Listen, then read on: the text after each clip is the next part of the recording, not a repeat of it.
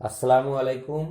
Class 6 এর 2021 সালে যে অনলাইন জিওগ্রাফি ক্লাস চলছে, আজকে তার 4th ক্লাস।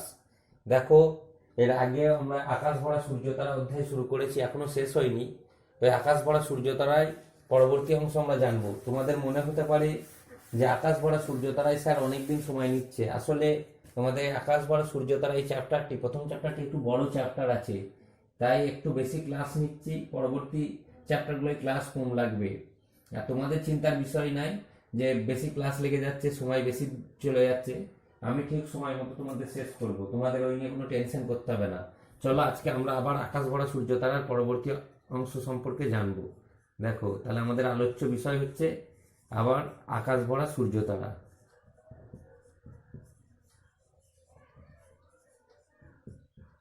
এর আগের ক্লাসে আমি টেলিস্কোপ অবধি পড়িয়েছিলাম,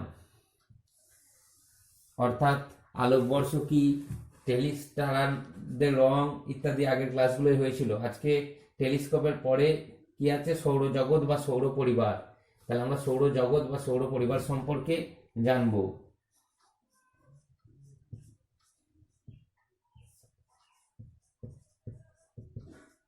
সৌরজগৎ, একে সৌর পরিবারও বলা হয়।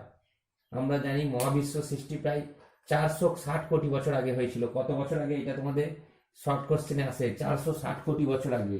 কত বছর আগে প্রায় সৃষ্টি হয়েছিল সূর্য বা মহাবিশ্ব বা নক্ষত্রগুলো? 460 কোটি বছর আগে। এটা অনেক সময় শর্ট কোশ্চেনে কিন্তু আসে, মোস্ট ইম্পর্টেন্ট একটা প্রশ্ন। কত বছর আগে? 460 কোটি বছর আগে। তার আগে 460 কোটি বছর আগে এই সূর্য যখন সৃষ্টি হওয়ার আগে কি ছিল? মহাকাশে সবকিছু এগুলো ভাসমান অবস্থায় ছিল। ধূলিকণা, হাইড্রোজেন, হিলিয়াম ইত্যাদি গ্যাস যখন সংকুচিত হয় এবং জমাট বেঁধে তৈরি হয় সূর্য। তাহলে 460 কোটি বছর আগে সবকিছু মহাশূন্যে ভাসমান অবস্থায় ছিল।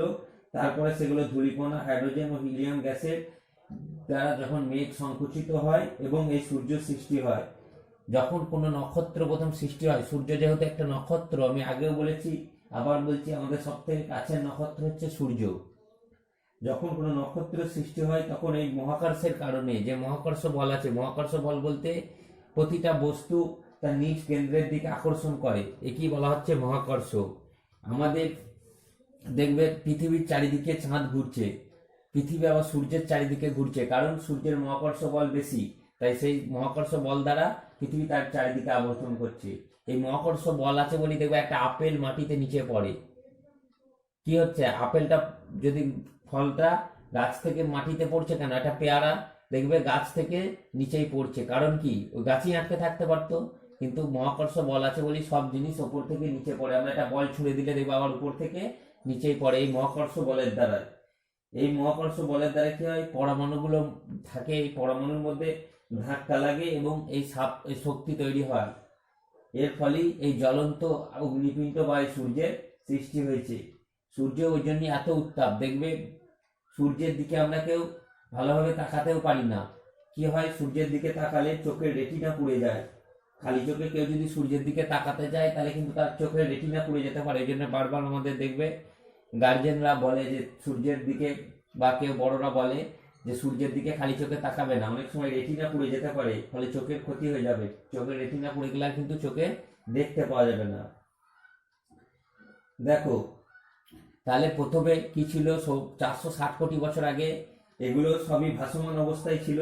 তারপরে ধূলিকণা, হাইড্রোজেন, হিলিয়াম ইত্যাদি গ্যাসের যখন এই মহাজাগতিক গ্যাসগুলো সংকুচিত হয়, তারপরে জমাট বেঁধে তৈরি হয় সূর্য। এবং সূর্য যখন প্রথমে জমাট বেঁধে সূর্য তৈরি হয় বা যে কোনো নক্ষত্রের সৃষ্টি হয়, তখন তাদের মধ্যে পরমাণুগুলোর মধ্যে প্রচন্ড ধাক্কা লাগে এবং এই ধাক্কা থেকে এই তাপ শক্তি উৎপন্ন হয়, যার ফলে এই সূর্যের এত প্রচন্ড উত্তাপ ছড়িয়ে পড়ে। দেখো, এই সূর্যকে চারিদিকে, সূর্যের চারিদিকে বিভিন্ন আকাশগঙ্গা, আমরা জানি এই আকাশগঙ্গার মধ্যে সূর্য যে আরো যে সমস্ত নক্ষত্র, অসংখ্য কোটি কোটি নক্ষত্র ইত্যাদি রয়েছে, তাছাড়া বিভিন্ন গ্রহ উপগ্রহ রয়েছে। এই সূর্যকে কেন্দ্র করে রয়েছে বিভিন্ন উপগ্রহ। সূর্যকে কেন্দ্র করে রয়েছে গ্রহ উপগ্রহ, যেমন পৃথিবী একটা গ্রহ। এছাড়া পৃথিবী ছাড়াও এখনো প্রধান 8টি গ্রহ আছে। এরকম অনেক গ্রহ উপগ্রহ, পৃথিবী যেমন আমার উপগ্রহ, চাঁদ, এগুলো সমস্ত কিছুকে নিয়েই হচ্ছে এই সৌরজগৎ বা সৌর পরিবার। এই সৌরজগতের ইংরাজি নাম কি বলতো? একে বলা হয় সোলার সিস্টেম।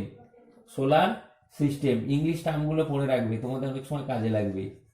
সোলার সিস্টেম, তাহলে সৌরজগৎ বা সৌর পরিবার, এই সৌরজগতের ইংলিশ নাম হচ্ছে সোলার সিস্টেম। এই সূর্যকে ঘিরে যে সমস্ত গ্রহ উপগ্রহ ঘুরে একদম সূর্যকে কেন্দ্র করে ঘুরছে তাকেই বলা হচ্ছে সৌরজগৎ বা সৌর পরিবার। তাহলে সৌরজগৎ বা সৌর পরিবার বলতে আমরা কি বুঝলাম? যে সূর্যের চারিপাশে যে সমস্ত গ্রহ উপগ্রহ সূর্যকে কেন্দ্র করে ঘুরছে তাকে বলা হচ্ছে সৌরজগৎ বা সৌর পরিবার। দেখো, সূর্য সম্পর্কে আমরা কিছুটা জানার চেষ্টা করি। সূর্য যেহেতু আমাদের সব থেকে কাছের নক্ষত্র, সূর্য দ্বারা আমরা উপকৃত হই, সূর্যের ফলেই আমাদের দিন আসে, আবার যে দিকটা সূর্যের বিপরীতে থাকে সেদিকটা রাত্রি হয়। তাই সূর্য সম্পর্কে আমাদের কিছুটা জানা দরকার। দেখো, প্রথমত সূর্য পৃথিবীর থেকে আয়তনে কত বড়? 13 লক্ষ গুণ বড়। এটাও শর্ট কোশ্চেনে আসে। এগুলো কিন্তু তোমাদের পড়তে হবে, যেহেতু অনলাইন পরীক্ষা, তোমরা আগেও দিয়েছো শর্ট কোশ্চেন বেসিস পরীক্ষা, তাই শর্ট কোশ্চেন গুলো খুব ভালো করে পড়তে হবে। এখন যে কোনো বড় পরীক্ষা, মাধ্যমিক বা উচ্চ মাধ্যমিক বা চাকরি, সরকারি চাকরি পরীক্ষা যখন দেবে তখনও দেখবে সব শর্ট কোশ্চেন বেসিস পরীক্ষা। ওই জন্য তোমাকে সব বইটা খুঁটিয়ে পড়তে হবে। যে যত ভালো টেক্সট বই খুঁটিয়ে পড়বে সে তত ভালো নাম্বার পাবে। তাহলে সূর্য পৃথিবীর থেকে কত বড়? 13 লক্ষ গুণ বড়। 13 লক্ষ গুণ বড়। ওজনে কত বেশি? 3 লক্ষ গুণ ভারী। 3 লক্ষ গুণ ভারী। কারণ সূর্য থেকে পৃথিবী দেখো 13 লক্ষ গুণ বড়, তাহলে ভারীতেও নিশ্চয়ই 13 লক্ষ গুণ হওয়ার দরকার ছিল, কিন্তু কম কেন বলো তো? সূর্য বেশিরভাগ হিলিয়াম গ্যাস দ্বারা গঠিত। হিলিয়াম গ্যাস আমরা জানি হালকা। এই হালকা হওয়ার জন্য কি হচ্ছে, দেখো আয়তনে 13 লক্ষ গুণ বড়, কিন্তু ওজনে 3 লক্ষ গুণ বড়, ওর থেকে অনেক কম হয়ে যাচ্ছে। সূর্য রশ্মি পুরোটাই কি পৃথিবীতে আসে? না, সূর্য রশ্মির 200 কোটি ভাগের 1 ভাগ পৃথিবীতে আসে। কত ভাগ আসে? 200 কোটি ভাগের 1 ভাগ। কত সামান্য আসে বলো দেখিনি? আমাদের দেখে মনে হয় কত, 200 কোটি ভাগের 1 ভাগ। 200 কোটি ভাগের 1 ভাগ পৃথিবীতে আসে। তাহলে সূর্যরশ্মি 200 কোটি ভাগের 1 ভাগ পৃথিবীতে এসে পৌঁছায়। এই সূর্যের মতো যে হলুদ নক্ষত্রগুলো বলেছি, সব থেকে লাল নক্ষত্র, সূর্য একটা হলুদ নক্ষত্র, হলুদ তারা, সব থেকে লাল তারাগুলোর উষ্ণতা কম, তার থেকে বেশি হচ্ছে হলুদ। এই সূর্যের যে হলুদ তারাগুলো, এদের আয়ু প্রায় 1000 কোটি বছর। তাহলে সূর্যের আয়ু কত বছর হবে? 1000 কোটি বছর। এখানে সব শর্ট কোশ্চেন গুলো আমি লিখছি যাতে তোমরা গুরুত্ব সহকারে শর্ট গুলো ভালো করে পড়ো। কারণ প্রথম যে অনলাইন পরীক্ষাগুলো হবে এই 2021 সালে, সারপ্রাইজ টেস্ট হোক, ক্লাস টেস্ট হোক, কিন্তু এগুলোর ওপর খুব, এগুলো থেকেই আসবে বলা চলে। তোমরা ওই জন্য মন দিয়ে ভালো করে ক্লাসগুলো করো। কত? প্রায় 1000 কোটি বছর আয়ু। সূর্যের আয়ু কত? প্রায় 1000 কোটি বছর। যদি সূর্যের আয়ু না বলে বলে দেয় যে হলুদ তারাগুলো, সূর্য কেমন দেখতে বলো দেখিনি? হলুদ। তাহলে সূর্য হলুদ তারাগুলোর যদি বলে আয়ু কত, তাহলেও কিন্তু ওই হবে 1000 কোটি বছর। সূর্যের দেখবে অনেক সময় আসে সৌর কলঙ্ক। কি সৌর কলঙ্ক? কি সূর্যের গায়ে যেখানে অপেক্ষাকৃত উত্তাপ কম, সৌর কলঙ্ক। সৌর কলঙ্ক, সূর্যের গায়ে যেখানে উত্তাপ অপেক্ষাকৃত কম সেগুলোকে এই পৃথিবী থেকে দেখে মনে হয় যেন, যেগুলোর উজ্জ্বলতা অপেক্ষাকৃত উত্তাপ কম বা উজ্জ্বল কম দেখে একটু কালো কালো লাগে, এগুলো কি বলা হয়? সৌর কলঙ্ক। দেখবে সূর্যের গায়ে মাঝে মধ্যে যেন মনে হয় কালো কালো দাগ আছে, একে সৌর কলঙ্ক বলে। অপেক্ষাকৃত কেন কালো লাগে? এগুলোর উজ্জ্বলতা অপেক্ষাকৃত কম বা উষ্ণতা অপেক্ষাকৃত কম, তাই একে সৌর কলঙ্ক বলে। এটা অনেক সময় যে সৌর কলঙ্ক কি আসে, 1 নম্বরের প্রশ্নে আসতে পারে সৌর কলঙ্ক কি। আর একটা আছে, দেখবে সূর্যের যে বাইরের অংশটা থাকে, সূর্যের বাইরের অংশটাকে বলা হয় করোনা। সূর্যের বাইরের অংশকে বলে করোনা। এখনকার তোমাদের কোভিড-19 ওই করোনা নাই, কিন্তু তোমাদের যদি বলে করোনা কি, আর তোমরা যদি কোভিড-19 লিখে দাও, এখন তো সব থেকে আলোচ্য বিষয় কোভিড-19, তোমরা যেন ওই করোনা লিখে ফেলো না। করোনা বলতে সূর্যের বাইরের অংশকে বলা হয় করোনা। তাহলে করোনা কি? সূর্যের বাইরের অংশকে করোনা বলে। যেন এই প্রশ্নটা গুলিয়ে না ফেলো, যদি আমি পরীক্ষায় ফেলি যেন এমনি কোভিড-19 এর করোনা লিখে ফেলো না। সূর্যের বাইরের অংশকে বলা হয় করোনা। সূর্যের বাইরের দিকের উষ্ণতা থাকে কত? 6000 degree centigrade. 6000 degree centigrade. Most important প্রশ্ন, সূর্যের এই করোনার পাশে উষ্ণতা থাকে কত? সূর্যের বাইরের দিকের অংশে 6000 ডিগ্রি সেন্টিগ্রেড। আর ভিতরে কত থাকে? ভিতরে থাকে প্রায় 1.5 কোটি ডিগ্রি সেন্টিগ্রেড। 1.5 কোটি ডিগ্রি সেন্টিগ্রেড। তাহলে বাইরের দিকে থাকে 1.5 কোটি ডিগ্রি সেন্টিগ্রেড। আর ভেতরে থাকে 1.5 কোটি ডিগ্রি সেন্টিগ্রেড, আর বাইরে 6000 ডিগ্রি সেন্টিগ্রেড। আর সূর্যের বাইরের অংশকে কি বলে আমরা বললাম? করোনা। সূর্যতে প্রায় প্রতি বছরই প্রায় সব সময় ছোট ছোট বিস্ফোরণ হয়। এই বিস্ফোরণের দ্বারা চারিদিকে রশ্মি ছড়িয়ে পড়ে। কি হয়? সূর্যের বাইরের অংশে ছোট ছোট বিস্ফোরণ হয়, কারণ এতে প্রচুর আয়নিত কণা থাকে, গ্যাস রশ্মি চারিদিকে ছড়িয়ে পড়ে। একে বলা হয় সৌরঝড়।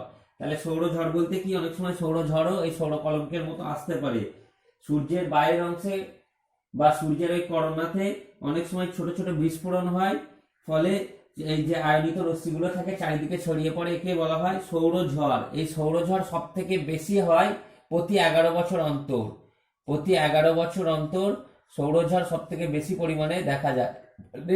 বেশি দেখা যায় বলতে 11 বছর অন্তর সৌরঝড় বেশি জোরালো হয়, অর্থাৎ বেশি শক্তিশালী হয়। 11 বছর পর সৌরঝড় বেশি শক্তিশালী হয়। এই সৌরঝড়ের ইংলিশ হচ্ছে সোলার স্টর্ম। স্টর্ম মানে আমরা জানি ঝড়। সৌরঝড়ের ইংলিশ হচ্ছে তাহলে সোলার স্টর্ম।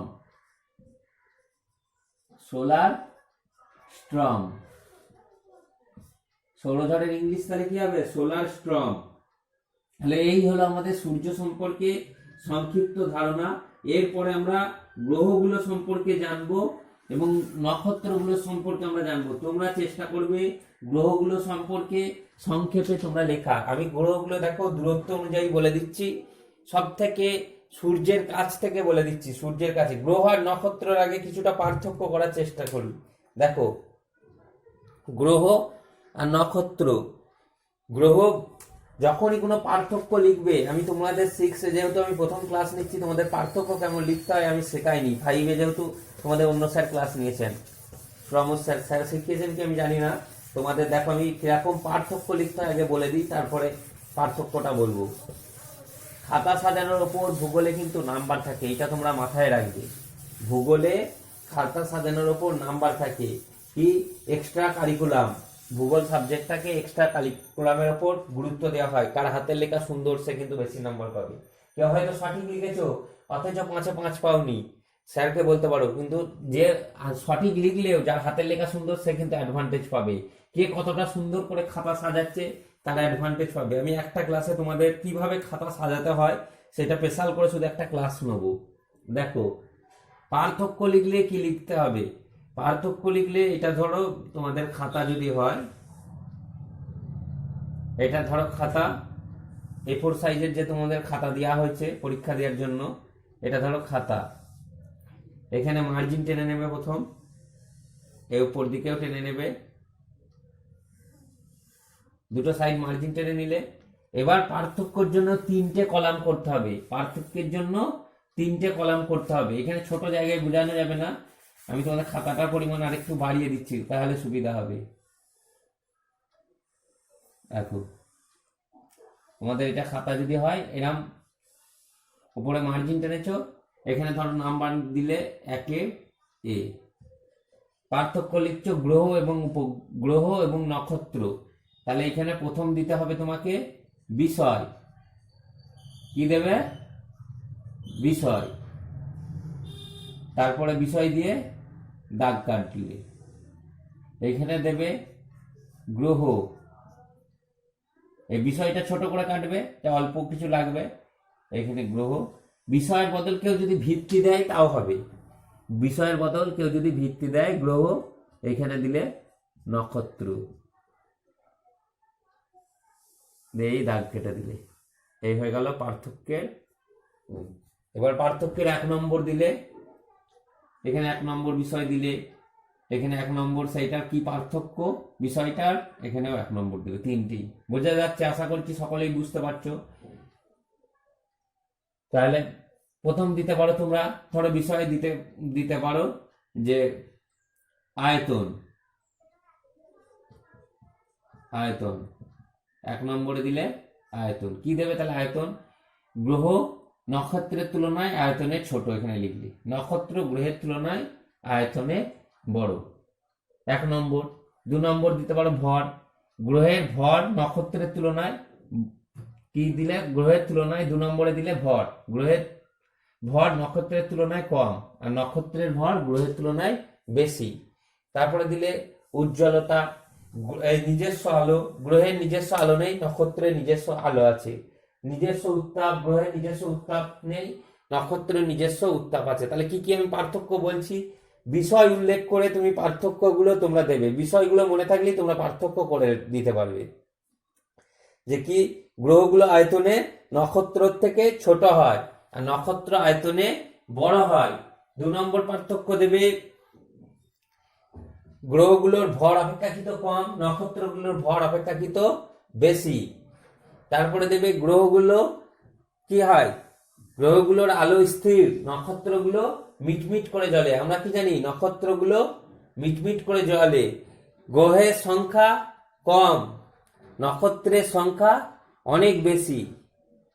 গ্রহের সংখ্যা অপেক্ষাকৃত কম, নক্ষত্রের সংখ্যা অপেক্ষাকৃত বেশি, অনেক বেশি। গ্রহের নিজস্ব আলো উত্তাপ নেই, নক্ষত্রের আলোয় আলোকিত হয়, আর নক্ষত্রের নিজস্ব আলো উত্তাপ আছে। এভাবে তোমরা পার্থক্যগুলো করবে। আমার মূল বিষয় ছিল যে কিভাবে লিখতে হবে সেটা দেখানোর। তোমরা এইভাবে কিন্তু পার্থক্য লিখবে, তবে কিন্তু ফুল মার্কস পাবে, নাহলে কিন্তু আমি নাম্বার কেটে নেবো। আগেই বলে দিচ্ছি, পার্থক্য লেখার যে নিয়ম আছে, তোমরা কিন্তু এবার ক্লাস 6-এ উঠে পড়েছো, তোমরা ভূগোলকে আলাদাভাবে বই পেয়েছো, এতদিন তোমাদের 5-এর মধ্যেই ছিল। অতএব তোমাদের যেন লেখার ধরনগুলো এবার বদলাতে হবে। দেখো গ্রহগুলো, সূর্য থেকে গ্রহগুলো কিভাবে আছে। সব থেকে সূর্যের কাছে গ্রহ হচ্ছে বুধ, সব থেকে কাছে হচ্ছে বুধ। তারপরে হচ্ছে শুক্র, বুধ, তারপরে হচ্ছে শুক্র। গ্রহগুলোর কিন্তু ইংরাজি নাম তোমরা মুখস্থ করবে, ইংরাজি নাম তোমরা মুখস্থ করবে। দেখো বুধের ইংরাজি নাম কি? মার্কারি। বুধের ইংরাজি নাম হচ্ছে, প্রথম হচ্ছে বুধ, তারপরে শুক্র, তারপরে পৃথিবী, তারপরে মঙ্গল, তারপরে বৃহস্পতি, তারপরে শনি, তারপরে ইউরেনাস। এই 8টা হচ্ছে প্রধান গ্রহ। এই 8টা হচ্ছে কুলীন গ্রহ। যে প্রধান গ্রহ তাদের কুলীন গ্রহ বলে। এর পরের ক্লাসে আমি কুলীন গ্রহ আর বামন গ্রহের মধ্যে পার্থক্য বলবো। তাহলে যে 8টা গ্রহ আছে, সূর্যের সব থেকে কাছে আছে বুধ, তারপরে আছে শুক্র, মানে দূরত্বের বিচারে সূর্য থেকে বলা হচ্ছে বুধ, শুক্র, পৃথিবী, মঙ্গল, বৃহস্পতি, শনি, ইউরেনাস, নেপচুন। দেখো নেপচুন হচ্ছে বামন গ্রহ, নেপচুনটা বলবে না। বুধ, শুক্র, পৃথিবী, মঙ্গল, বৃহস্পতি, শনি, ইউরেনাস এই অবধি বলবে। দেখো বুধের ইংরাজি নাম হচ্ছে মার্কারি, শুক্রের হচ্ছে ভেনাস, পৃথিবীর হচ্ছে আর্থ, এটা আমরা সকলেই জানি, মঙ্গলের মার্স, বৃহস্পতির জুপিটার, শনির সাটার্ন, ইউরেনাসের ইউরেনাস এবং নেপচুনের নেপচুন অব্দি কুলীন গ্রহ। তারপরে কিছু বামন গ্রহ আছে, যেমন প্লুটো আছে, এরিস আছে, সেরেস আছে, হাউমেয়া আছে, মাকি। এর পরের দিন ওগুলো নিয়ে আমি আলোচনা করব। তাহলে আজকের ক্লাস এ পর্যন্তই থাকলো। আমরা আজকের ক্লাসে কি কি জানতে পারলাম? সৌর পরিবার, সৌরজগৎ, সূর্যের সংক্ষিপ্ত বৈশিষ্ট্য, এবং তোমরা গ্রহগুলো সম্পর্কে একটু পড়ে আসবে। আমি ইচ্ছা করি গ্রহগুলো সম্পর্কে বৈশিষ্ট্যগুলো তোমরা পড়বে। সব থেকে কাছে কোন গ্রহ আছে, কোন গ্রহকে নীল গ্রহ বলা হয়, কোন গ্রহকে সবুজ গ্রহ বলা হয়, কোন গ্রহের উষ্ণতা সব থেকে বেশি, কোন গ্রহের উষ্ণতা সবচেয়ে কম, এগুলো তোমরা পড়বে। ঠিক আছে? কোন গ্রহের আবর্তন কাল কত, পরিক্রমণ কাল কত।